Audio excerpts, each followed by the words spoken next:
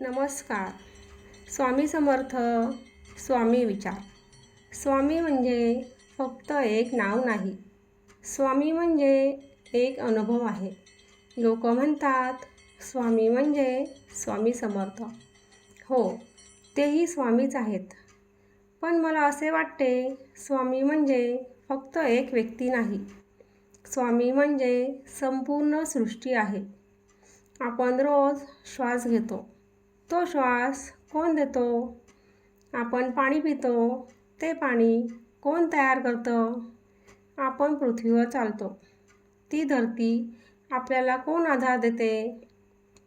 हवा, पाणी, आकाश, सूर्य, धरती. ही प्रत्येक गोष्ट आपल्या जीवनासाठी अत्यंत महत्त्वाची आहे. जर एक जरी गोष्ट नसती तर आपण जिवंत राहू शकलो नसतो. फक्त स्वामी मंदिरातच असतात का? नाही. स्वामी प्रत्येक क्षणात आहेत, प्रत्येक रूपेत आहेत, प्रत्येक संधीमध्ये आहेत.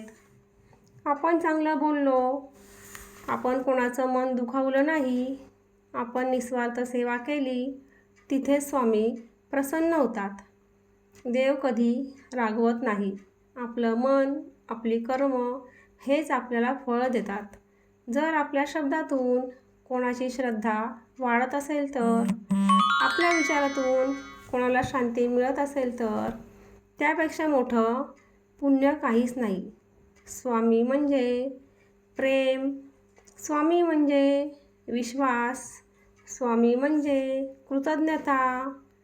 आज एक क्षण थांबा, डोळे मिटा आणि फक्त एवढंच म्हणा, स्वामी, माझं मन स्वच्छ ठेवा. माझ्या शब्दातून कोणाचं तरी भलं होऊ द्या. इतकंच पुरेसं आहे.